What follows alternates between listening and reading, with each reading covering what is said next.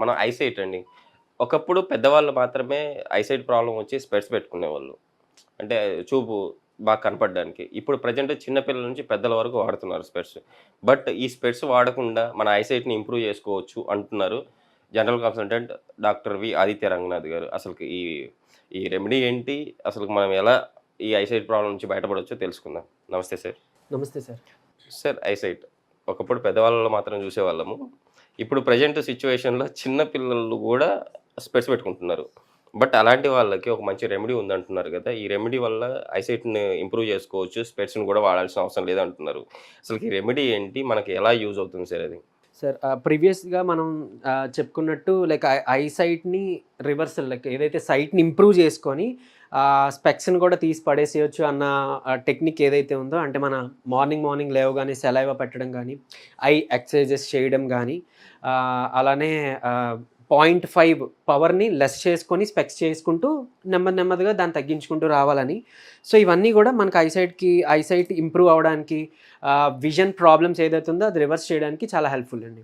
And ఇప్పుడు basically ఇప్పుడు మనం డిస్కస్ చేసుకోబోయేది ఏంటనంటే అంటే వైటమిన్ ఏ డెఫిషియన్సీ ఉన్నప్పుడు మనకి ఐసైట్ ప్రాబ్లమ్స్ చాలా వస్తాయి. ఈవెన్ నైట్ బ్లైండ్‌నెస్ కూడా one of the reason vitamin A deficiency. So, పాపం లైక్ నైట్ బ్లైండ్‌నెస్ ఉన్నప్పుడు వాళ్ళకి చీకటి పడ్డాక కనిపించదు. చీకట్లో అంటే ఇంకా లైక్ డ్రైవింగ్ అనేది ఇంకా చాలా పెద్ద విషయం అనమాట వాళ్ళకి. రేచీకటి ఉన్నవాళ్ళు వాళ్ళకి కళ్ళు పొడిబారిపోతుంటాయి. తర్వాత లేకపోతే ఐలిడ్స్ అనేది ఫ్లట్టరింగ్ అంటాం. సో, ఇలాంటి ఇబ్బందులు కూడా ఫేస్ చేస్తుంటారు. సో, వైటమిన్ ఏ డెఫిషియన్సీ ఉండడం వల్ల లైక్ మనకి ఇన్ని ప్రభావాలు ఉన్నాయన్నమాట. సో, లైక్ అందులో మనకి అందరికీ తెలిసిందే క్యారెట్ చాలా బాగా మంచిగా vitamin A rich food. So, carrot తినడం ద్వారా మనం ఐసైట్‌ని పెంచుకోవచ్చు అని చాలామందికి తెలిసిన విషయమే. నెక్స్ట్ ఇప్పుడొచ్చే ఇంగ్రీడియంట్ బొప్పాయి అండి. Okay sir. మనందరికీ ఇష్టమైన చాలా స్వీట్‌గా ఉండే ఈ బొప్పాయి చాలామందికి తెలిసే ఉంటుంది. ఇది మనం అంటే డయాబెటిక్స్ గ్లూకోజ్ లెవెల్స్‌ని కంట్రోల్ చేసుకోవడానికి యూజ్ చేస్తారని. అండ్ ఈవెన్ హార్ట్ ప్రాబ్లమ్స్ ఉన్న వాళ్ళకి కూడా యాక్చువల్లీ పపాయ చాలా బాగా యూజ్ అవుతుంది. హార్ట్ ప్రాబ్లమ్స్‌ని డిక్రీజ్ చేస్తుంది. డయాబెటిక్ గ్లూకోజ్ లెవెల్స్‌ని కంట్రోల్ చేసుకోవడానికి హెల్ప్ అవుతుంది. తర్వాత దీంట్లో వైటమిన్ ఏ కూడా ఉంటుంది. మనం ఏదైతే కళ్ళకి అవసరం అనుకున్నామో వైటమిన్ ఏ ఉంటుంది. అండ్ క్యారెట్‌లో కూడా వైటమిన్ ఏ ఉంటుంది. Okay sir. సో, మీరు మిక్స్ చేసుకొని అంటే క్యారెట్‌ని, పపాయాని మిక్స్ చేసుకొని ఒక జ్యూస్‌లా తీసుకున్నా కూడా డైలీ చక్కగా మీకు అంటే ఇటు డయాబెటీస్ వల్ల రెటినోపతి వచ్చే వాళ్ళకి కూడా ఇది యూజ్‌ఫుల్. ఎందుకంటే గ్లూకోజ్ లెవెల్స్ కంట్రోల్‌కి వస్తాయి. చాలామంది గ్లాకోమాతో బాధపడుతుంటారు. బ్లీడింగ్ అవుతుంటుంది. సో, రప్చర్స్ అవుతుంటాయి. సో, గ్లూకోజ్ లెవెల్స్‌ని కంట్రోల్ పెట్టుకోవడం ద్వారా దాని నుంచి బయటపడొచ్చు. సో, ఆ విధంగాను హెల్ప్ అవుతుంది. అండ్ ఐసైట్‌ని ఇంప్రూవ్ చేసుకోవడానికి కూడా హెల్ప్ అవుతుంది. క్యారెట్ అండ్ పపాయ జ్యూస్‌ని అలా చేసుకోవచ్చు. అండ్ ఇంకొకటి మనం curry leaves, okay sir. Khadi పత్తా అంటాం, కరివేపాకు. సో, కరివేపాకు చాలా బాగా వైటమిన్ ఏ చాలా ఎక్కువ మోతాదులో మనకి ఇందులో దొరుకుతుంది.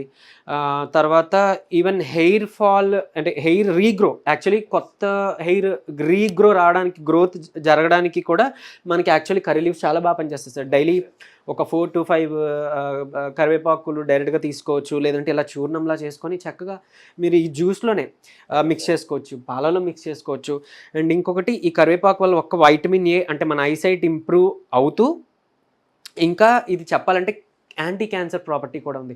యాంటీ ట్యూమర్ ప్రాపర్టీ ఉంది. అంటే ట్యూమర్స్ అనేవి మన ఆ గెడ్డలు పెరగకుండా ట్యూమర్స్ అనేవి రాకుండా కాపాడడానికి కూడా ఇది హెల్ప్ అవుతుంది. చాలా యాంటీ ఆక్సిడెంట్స్ ఉన్నాయి. అండ్ అలానే హార్ట్‌కి చాలా బాగా యూస్‌ఫుల్.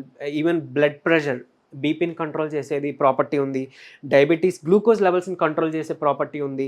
ఈవెన్ వూండ్స్ ఏదైనా దెబ్బలు తగిలినప్పుడు మనకి త్వరగా హీల్ అవ్వాలని అనుకుంటే మనం పపాయ యూజ్ చేసుకోవచ్చు. అలాగే కరివేపాకు కూడా యూజ్ చేసుకోవచ్చు. ఇందులో anti fungal, anti microbial, anti viral properties ఉన్నాయి. సో, ఇన్ఫెక్షన్ నుంచి కూడా మనకి ఇది బయటపడేస్తుంది అనమాట.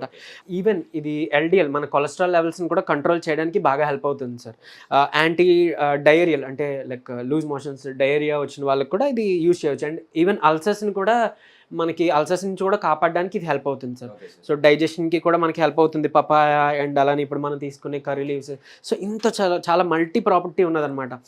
ఈ 3 మిక్స్ చేసుకోవచ్చు. లేదంటే ఏమైనా 2 పదార్థాలు ఉంటే ఆ 2 కూడా మిక్స్ చేసుకోవచ్చు. మనం డైలీ తీసుకోవడం వల్ల మన ఐసైట్ చాలా చక్కగా ఇంప్రూవ్ అవుతుంది. చాలా అంటే ఈ డెఫిషియన్సీ మనం ఎప్పుడైతే కరెక్ట్ చేసుకుంటామో చాలా డిసీజెస్ నుంచి మనం బయటపడొచ్చు సార్. Okay sir.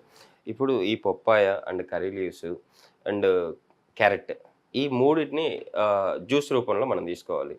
అంటే ఏ టైంలో తీసుకోవాలి సార్? రోజుకి ఎంత ఎంఎల్ తీసుకోవాలి? రోజుకి ఇది 1 గ్లాస్ ఆఫ్ జ్యూస్ తీసుకోవచ్చు సార్. ఐదర్ లైక్ ఈవినింగ్ అయినా తీసుకోండి, ప్రాబ్లం లేదు. అంటే కొంచెం చీకటి పడేలోపు, ఆర్ లైక్ మార్నింగ్ అయినా తీసుకోవచ్చు. అండ్ చాలామందికి ఇంకో డౌట్ వచ్చి ఉండొచ్చు, ఎర్లీ మార్నింగ్ మీరు నిమ్మరసం తాగమంటారు, యాపిల్ సిడర్ వెనిగర్ తాగమంటున్నారు, లేకపోతే ఇంకేదో ఇప్పుడు సోంపు కషాయం అని చెప్పారు. సో ఇన్ని ఎలా సార్ ఒకేసారి తీసుకోవాలి అని కూడా డౌట్ రావచ్చు.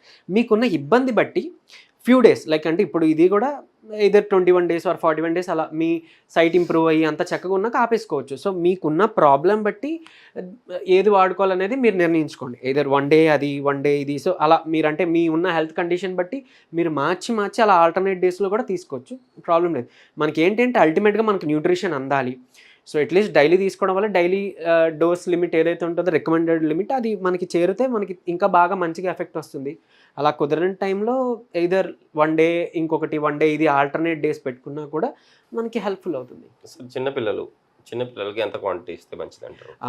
సార్ ఇప్పుడు మనం చక్కగా క్యారెట్, పపాయ అనేది మనం తీసుకొని జ్యూస్ ఒక 1 గ్లాస్ ఆఫ్ లైక్ అంటే ఒక 150 ml ఆర్ 100 ml అలా, లేదంటే 200 ml ఆఫ్ జ్యూస్ తీసుకోవచ్చు. వాళ్ళకి కర్రీ లీవ్స్ అనేది కొంచెం పౌడర్ చేసేసి ఇలా చూర్ణంలా కలిపేసేయండి. లేదంటే వాళ్ళకి ఇంకా మంచిది, లైక్ వాళ్ళకి తినిపించే అలవాటు ఉంటే కనుక చక్కగా 3 to 4 లీవ్స్ మీరు డైరెక్ట్గా తినిపించేసి ఈ జ్యూస్ తాపించేసేయచ్చు. అది కూడా ఇంకా బాగా హెల్ప్ అవుతుంది. ఈవెన్ అలా కూడా మీరు యూజ్ చేసుకోవచ్చు. సార్, ఐసైట్ ప్రాబ్లంకి అయితే ఒక మంచి రెమెడీ అయితే మన ప్రేక్షకుల కోసం తెలియజేశారు. చిన్నల నుంచి పెద్దల వరకు వాళ్ళ ఐసైట్ను మనకున్న ఇంగ్రీడియంట్స్తో, మన ఇంట్లో దొరికే ఇంగ్రీడియంట్స్తో ఎలా ఇంప్రూవ్ చేసుకోవచ్చు అని చెప్పి చాలా చక్కగా వివరించారు. Thank you sir.